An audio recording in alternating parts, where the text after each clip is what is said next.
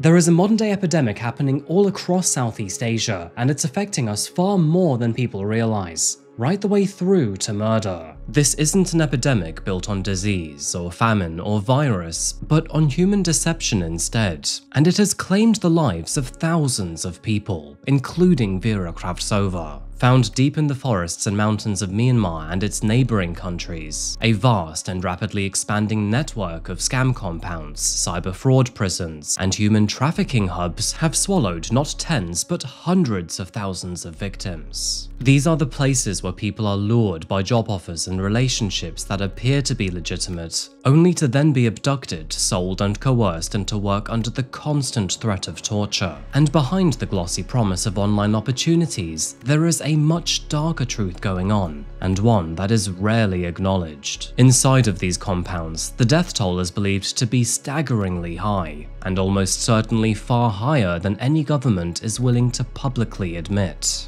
And the reality is that these are not isolated crimes either, because this is an industry that is worth billions of dollars, one that is fueled by global victims, Western targets, and an endless supply of people who are desperate for work. And as these scam compounds and operations grow in size, well, so too does their need for new workers. As a result, recruitment scams have exploded, posing as tech firms, marketing agencies, tourism companies, and even young women on Telegram. Which, I'm not sure about you, but is something that I receive on a literal daily basis. And all of this is precisely how a bright, ambitious, and hopeful 22-year-old woman named Vera Kravtsova found herself boarding a flight to Thailand for what she thought was a dream opportunity. But unfortunately, as you may have clocked by now, it wasn't. And tragically, she would never be seen alive again. You see, Vera told her family that she would be safe in Thailand, and she told her friends that she would be back home soon. But instead,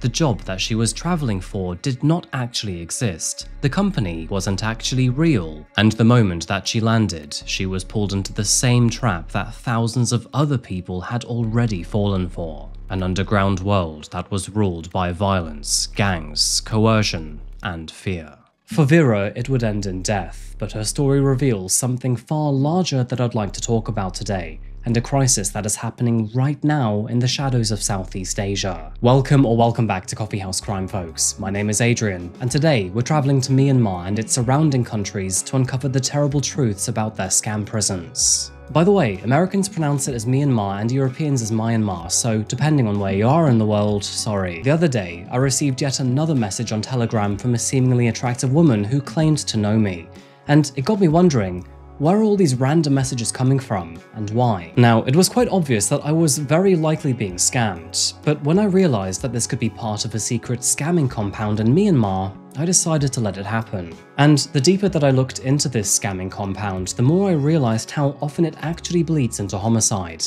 And that is when I learned about the case of Vera Kravtsova. So, let's talk about Vera's case, then dive into the world of scamming compounds, and then check out how my scammer did against me. So, we're veering into slightly new territory here, but if you like true crime, strange and dark stories, then please consider subscribing to Coffeehouse Crime. Thank you. And now, with that said, please grab yourself a coffee and let's begin.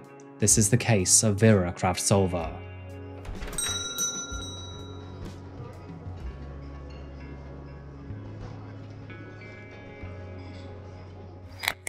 Welcome to Belarus, folks, a country that many people actually struggle to picture. Nestled between Russia, Poland, Lithuania, and Ukraine, it's a place that is defined by its dense forests, villages where time seems to slow down, and cities that still hold on to its old Soviet architecture. The country is technically considered as Europe's last dictatorship, and a nation where free speech seems to be a luxury rather than anything else. Elections here are more of a performance than an opportunity, and the state likes to pretend that it's best friends with Russia. But politics aside, Belarus is actually beautiful. Winters blanket the land with thick white snow. Rural wooden homes hold a cuteness about them, and the food here is rich, rustic, and unapologetically comforting. It's the kind of food that you can quite literally feel in your chest. Think of potatoes, mushrooms, slow-cooked stews, thick rye breads, and draniki that is fried so golden that they practically glow.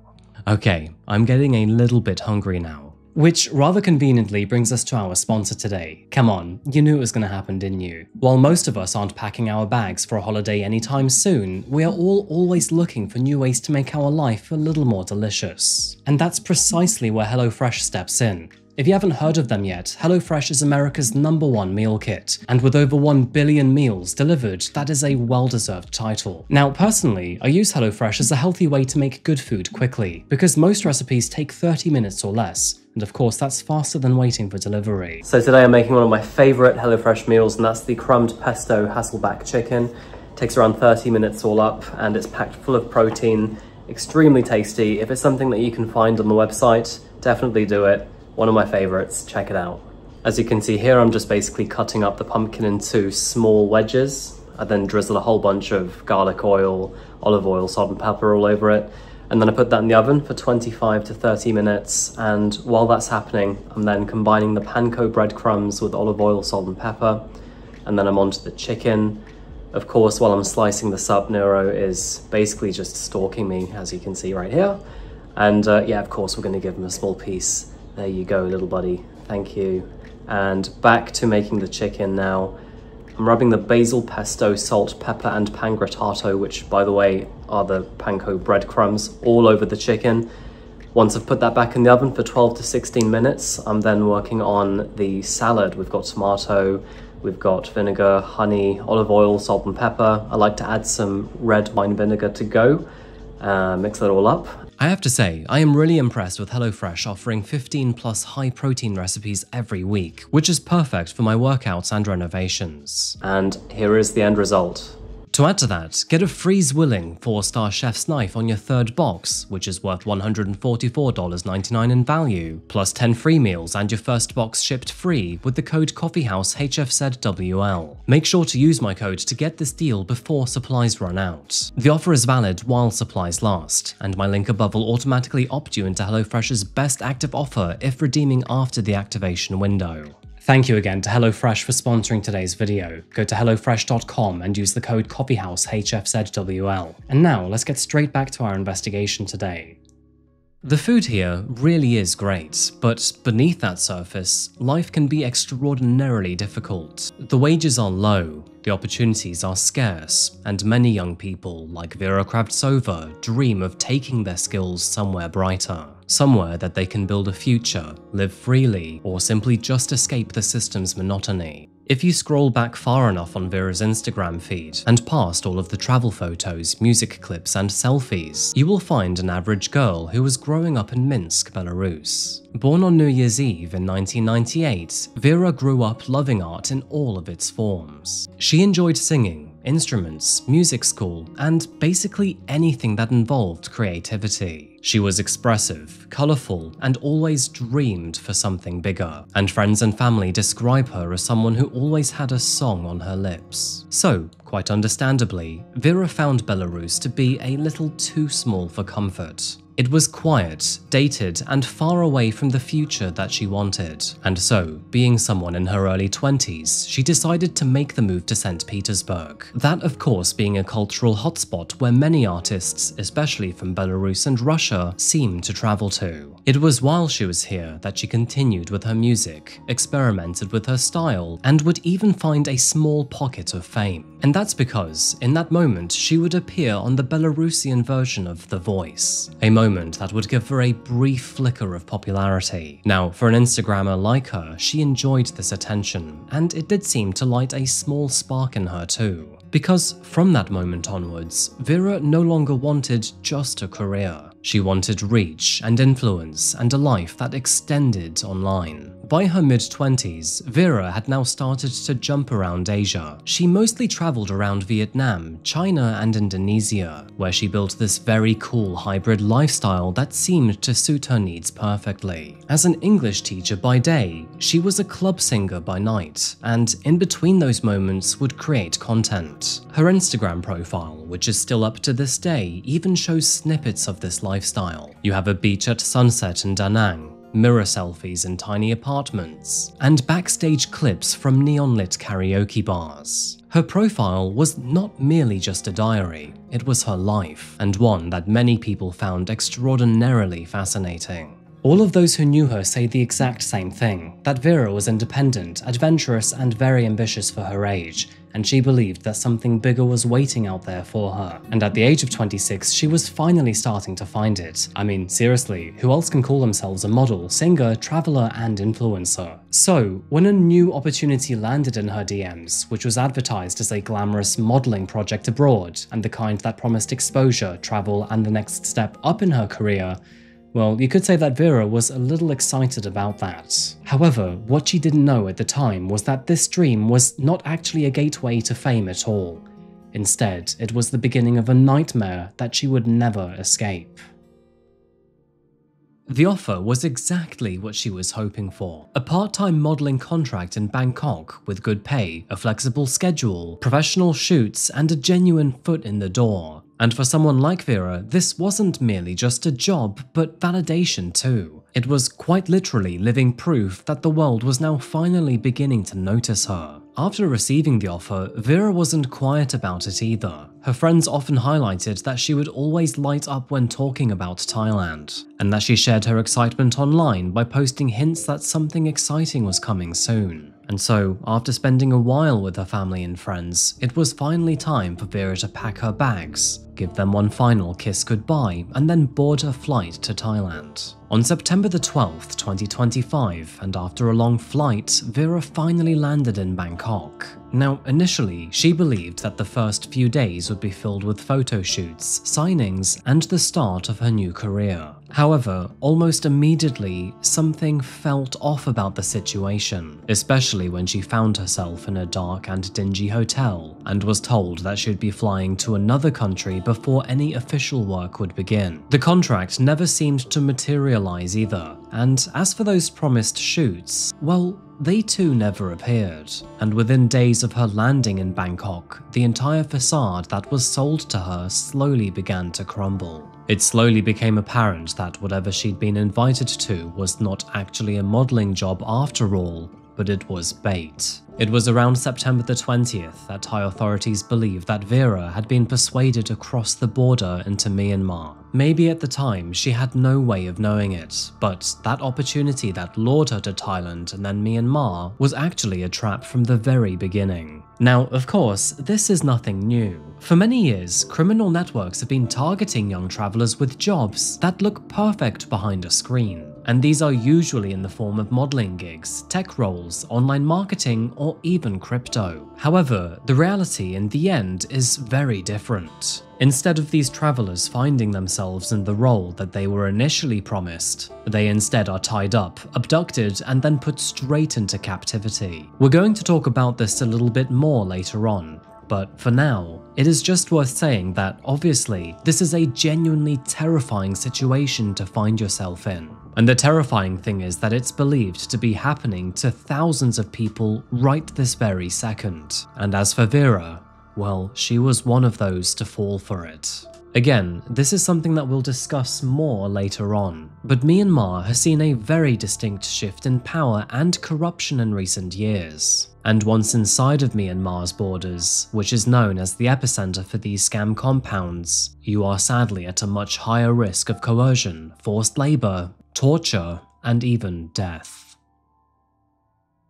Vera's freedom vanished instantly. Not only was her passport and mobile phone confiscated, but communication with the outside world was cut off and she was under constant surveillance. And as for the work, well, they weaponized her own appearance against her. Vera was likely forced to pose, message, and flirt with rich men online, manipulating them emotionally to funnel money back to the gang that held her captive, which of course is a gross and immoral way of living, and is the exact opposite of what she had ever wanted to do. Vera was talented, creative, and very skilled, and she knew that she could make money that way. But instead, she was now in a locked room exploiting other people. In those first few days, she surely must have believed that she could escape and that other people would notice she'd gone silent. And the truth is, they did. Not only her family and friends, but her followers online too. And they all began to worry. But the thing is that Vera was untraceable. In fact, she wasn't even in the same country that she was supposed to be in anymore.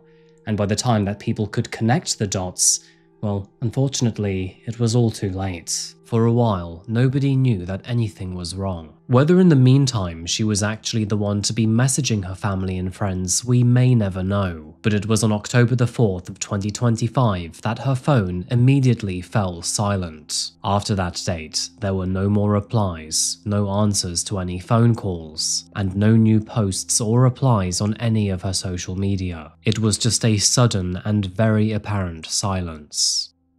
Now, at first, her family did try to rationalize it. Maybe she had bad signal, or maybe there was no Wi-Fi, or maybe her schedule just meant that she was busy. But as the days stretched on, that concern changed into anxiety, fear, and dread. And by October the 9th, that being 5 days since anyone had last heard from her, her mother could no longer bear the silence. And that is when she filed an urgent request for help and begged the authorities to find her. For multiple weeks, nobody knew where she had gone to. She had just simply suddenly disappeared. And during that time, Thai authorities were not too helpful either. In fact, after learning that she had left the country, they seemed to be more concerned about shifting the blame onto Myanmar instead. By now, they were able to determine that she had left the country on September the 20th, with this surveillance image being taken from a self-service immigration channel in Bangkok's main airport. The authorities claim that this image shows that there were no signs of coercion. However, what we don't know is that if maybe she was perhaps persuaded or even indirectly forced to board that flight. Either way, this image, along with her recorded biometric data, confirms that she had in fact left Thailand to travel to Myanmar 8 days after arriving in Bangkok, and it's shortly after this moment that she then suddenly vanished. And tragically, at the end of all of that silence was a horrifying letter that was addressed to her family. That is when a criminal group reached out to Vera's family, not only claiming that she was dead, but also that if they wanted to see her body, they would have to pay a ransom of $500,000 US. I mean, imagine getting that letter as a parent. That must have felt so painful. Now, at first, the Thai authorities believed that maybe all of this was just a lie, or maybe it was just another cruel scam. They would even try to negotiate with the crime group on behalf of her family, praying that Vera might still be alive. And, of course, while they waited, the news of her sudden disappearance then began to spread like wildfire across the border. Within days, this story had become international, with headlines erupting all across social media. Some claimed that she'd been tortured, others that her organs had been harvested, and some claims would even say that she'd been enslaved in a jungle compound. And while all of these rumors were both twisted and multiplied, which muddied the waters even further, the tragic truth is that all of them were technically correct. And for Vera's family, who were hanging between hope and dread and drowning in all of those rumors, those weeks were absolute agony. With Vera's trail ending at the border, Thai officials handed the case over to Belarusian diplomats and warned travelers to be cautious of job offers coming from overseas. And that is when Myanmar authorities stepped in with a horrific report. I've gone ahead and translated it for you, but the report reads, "This is confirmation that the death is real. Vera Kratsova, a 27-year-old citizen of the Republic of Belarus, who worked in Myanmar in the village of Flu and held passport number redacted, died of cardiac arrest on October the 15th, 2025 at 1:20 p.m. Her body was then cremated in the proper manner at the crematorium in the village of Incan on October 16th, 2025 at noon. Signed, Administration of the Village of Flu, Miyawadi Township."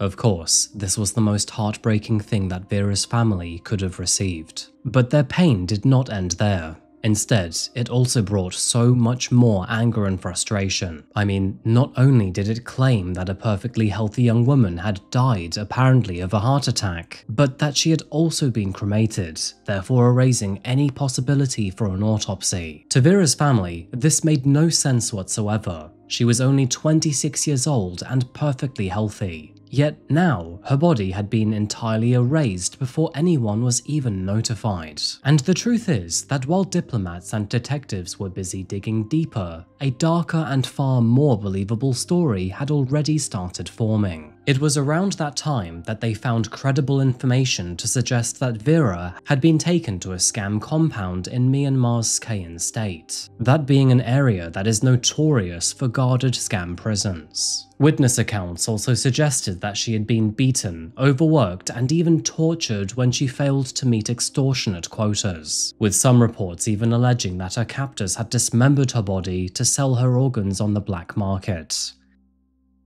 By late October, Belarusian officials confirmed that Vera was tragically gone. What began as a journey towards a brighter future would sadly lead Vera into one of Southeast Asia's darkest criminal networks, and a place where dreams are leveraged into forced labor and profit. And although her story is tragic enough as it is already, it unfortunately is all too common. In fact, it helped expose a far wider horror going on right now in Myanmar. And of course, I'm talking about the scam compounds. So, let's dig a little bit deeper here, because on the surface, these compounds do look like office parks, casino resorts, or gated apartment complexes. But in reality, the fact of the matter is that they are essentially prisons. And inside of these so-called gated communities, thousands of people work around the clock sending fake love messages, investment pitches, and job opportunities to unsuspecting victims worldwide. And again, I have to stress here that these workers behind the screens are not willing employees, but instead are captives who are trapped into modern-day slavery. To rephrase again, the way that they manage this scheme is surprisingly straightforward. All these upper-end gang members have to do is bait people who are looking for a job, promise them a high salary and free accommodation, and then boom, many people across all walks of life are desperate enough to fall for it. For example, a young woman in Thailand might see a Facebook ad for a well-paid admin position with a free bedroom in a resort, and a recent graduate in India might get a WhatsApp message offering a role in tech support with an overseas company that requires no experience and has all flights covered. Both of these examples are similar to Vera's story, who was an influencer and singer who was desperate to get her foot in the door. When they arrive in the same or neighboring country, they are then shuttled between isolated guest houses, handed over to black market agents, and then finally herded onto a boat at gunpoint. So, why have these scam compounds spread so rapidly across Southeast Asia? It is actually down to the perfect storm of geography, economics, and sheer lawlessness of a few countries. Most of them are on the borders in Cambodia, Myanmar, and Laos, with smaller pockets found scattered throughout the Philippines. And this problem has propagated in each country for its own different reasons. For example, it was in 2019 that Cambodia banned online gambling. Changing that one single policy, which was huge in the country, flipped an entire underground economy on its head, and Chinese syndicates that had been running online casinos had suddenly found themselves out of business. But instead of shutting down and walking away from this rather dodgy industry, they decided to pivot to online scams. As for Myanmar, well, that story is both quite similar and drastically different. Thailand's Deputy Director in Technology and Cybercrime raised a very good point in this, highlighting that Myanmar lacks political stability ever since its coup 4 years ago. In fact, funnily enough, a small-time influencer unknowingly captured the very moment that the military coup happened right behind her, all while she continued to record her fitness routine in the foreground. With the collapse of a central government, a lot of Myanmar's ethnic minorities now govern themselves instead. So, a lot of Chinese gangs have since taken the opportunity to move over and exploit this gap in power. Just a quick note here, but most of their victims are actually Chinese citizens themselves, and there is no specific target against the West or any other specific country apart from themselves. In Cambodia, investigators have identified at least 50 scam compounds across the country. Many of them are old casinos, hotels, or abandoned factories, which are all quietly leased by Chinese gangs and partially ignored. The problem is that money talks loudly in struggling economies, and all of these operations pump millions of dollars of cash into the region. The deeper that you look into these scam compounds, there is one thing that is obvious, that no country is dealing with this alone, because this is a cross-border machine. It also means that no single country can actually take full accountability here, and that also means that no country is bothered about doing anything about it. Take Thailand, for example. There are no compounds that actually exist in that country, but it is seen as a soft launching pad for other less developed countries, because Thailand is generally perceived as a safer country. And so what they do is often lure people to that place instead. And when they least expect it, that is when they're abducted and taken across the border by river. And once you're inside, the operations become even more complex, because these gangs are organized and know how to avoid detection. They even bribe local authorities to turn a blind eye, because they know it's kind of good for the economy. And unless you're being hunted by CoffeeZilla, crypto mostly keeps transactions nameless, with the entire process designed to be as opaque as possible. Inside, armed guards normally patrol the perimeter walls, which are usually covered with barbed wire. And if that's not enough already, cameras are scattered throughout the compound. The entire place feels kind of like a cross between a tech startup and a maximum security prison. Except there is no aircon, and you are violently attacked if you fail to meet your quota. Every, quote, employee here is assigned a specialty. Some may provide job offers where they are seeking more employees into the compound, where others run romance scams where they seek money from their victims. This is actually the one that I was targeted with by a so-called Amy Lee, and as soon as they felt like they got somewhere, they then siphoned me to a second Telegram account. They do this because they are actually transferring me from one employee to another, essentially being moved from a headhunter to a seasoned scam artist. Now, in the scamming industry, this is known as pig butchering, where scammers are essentially grooming people online by building trust and then convincing them to send or invest their financial savings in one way or another. Their tactics are quite limitless here, where scripts are written in advance, methods are tested in real time, and if one scam fails, another takes its place. As for scam prison schedules, from what we know, they are brutal. 16-hour shifts are standard here, with 7 days a week on the clock and barely any breaks. Meals are sparse, sleep is overcrowded, and new arrivals are often handcuffed for days. And if you refuse to work, well, then you are beaten by other inmates who are often forced to do it. Many of the captives who have been lucky enough to escape these prisons have openly reported being tasered, beaten with crowbars, and even shocked using shock collars. And no surprise, the medical care here is basically non-existent, especially if it's after a beating. And in many of these cases, even if you are allowed to be released back into the outside world, they will only let you go once all of your bruises have faded. Things get much more severe too. As we know, many people die here in these places. Things get out of hand, some are sexually abused, and some are even used in the black market for organ harvesting. It genuinely is an absolutely horrible place to be, especially if you're a woman. The psychological fear and pressure is its own form of torture too. I mean, imagine spending 16 hours a day betraying strangers online, knowing that if you slow down, someone will hit you. In fact, after a while, many of these captives even feel like they deserve their punishment for the pain that they are inflicting onto their scam targets. These captives stop sleeping, some stop eating, and some even start planning ways to end their own suffering. For many women and some men, the nightmare goes even deeper here, and that's because several of these compounds double up as hubs for sexual exploitation, where they force people into prostitution or adult content creation. The scale of this crisis is almost impossible to comprehend, and the truth is that we don't actually know how many have fallen victim to this industry, or how many are in there right now. But what we can confidently say is that the numbers are not in the thousands, but in the hundreds of thousands, and these prisoners are mostly Southeast Asian. And of course, the truth is that for every prisoner on the inside, there are several other victims on the outside that could have fallen victim to this scam. I mean, I too could have been one if I wasn't careful. On that note, I'm curious now, have you ever received a message on WhatsApp or Telegram or otherwise that likely was dodgy?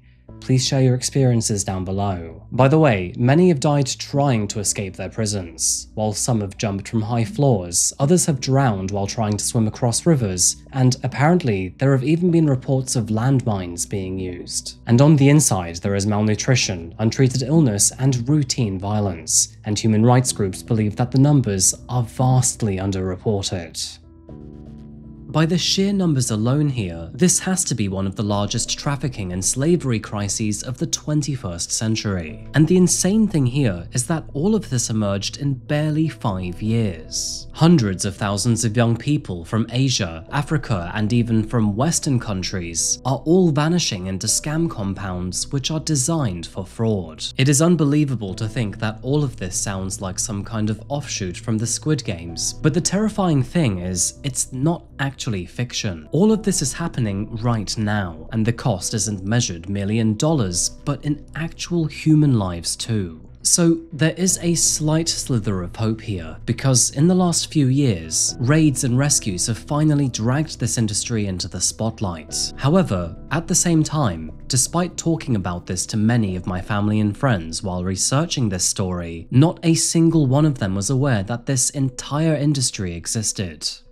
To share a slightly hopeful story, one of the biggest bust-ups came earlier this year, where Myanmar's military stormed scam hubs found in Myawaddy. The infamous fraud gang KK Park was blown apart in this operation, where thousands of captives were reportedly freed, and hundreds of gang members were arrested. It is actually mind-blowing if you research this online. There are many photos and videos of frail survivors, entire fields filled with gang computers, and rows upon rows of buildings that look more like barracks than anything else. And the terrifying thing here is that there are dozens of these compounds all along the Thai border, and this is just one of them. Cambodia too has recently begun to crack down, with raids in Sihanoukville and Phnom Penh uncovering buildings packed with terrified foreigners. But sadly, as you can likely imagine, corruption runs deep here. Many activists and organizations warn that the real owners of these compounds still remain untouched. They just simply grab a few of their top dogs, set up a new facility somewhere else, and the cycle then repeats itself. Now, thankfully, beyond the local forces, the world is now finally waking up to this. Interpol has since issued its own global alert, and cross-border police operations have freed thousands of people. Many outraged nations like South Korea have since started sending special forces directly into Cambodia, of course in an effort to help track and rescue their own citizens. In parallel to this, the US has issued indictments and sanctions, Europe has frozen assets, and even China, whose nationals are both victims and offenders, has started arresting anyone who is connected to these compounds. Although all of these are positive signs, the fight against this huge, dark, systemic issue is still next to futile, and not enough is being done to prevent this issue from happening further. And not enough punishment is being dished out to all of those who are responsible at the top. And until the day arrives where we stand with enough pressure, awareness, and force back against these people, the scam compounds will continue to trap, berate, torture, abuse, and even murder thousands of victims. So, the next time you receive a message that looks like a scam, ask yourself something. Who really is behind that screen? Normally we feel repulsion towards whoever it may be, but the truth is, it could actually be someone who is forced to work against their will. I guess for now, all we can do is report on what we find and hope that things get better in the future. Anyway folks, that's the end of the video for me today. It's kind of funny how this one started with just one message from Telegram. On that note, let me know what you think about this one, and this slightly different investigation. As always, thank you so much for being here today, I really do appreciate it. And thank you to HelloFresh for sponsoring today's video. If you'd like to use my code, go to hellofresh.com and use the code CoffeehouseHFZWL, or click the link in the description below. And it's time for Nero to say hi as well. Here you go, mate. Oh, some chicken. Do you want that? Oh, you dropped it. Here's another one. Get that instead. Ooh. Anyway folks, thank you again for watching today, and as always, I'll see you again very shortly for another one, likely in a few days' time. For now, look after yourselves, look after each other, and stay safe, and enjoy the new year. Thank you, and goodbye.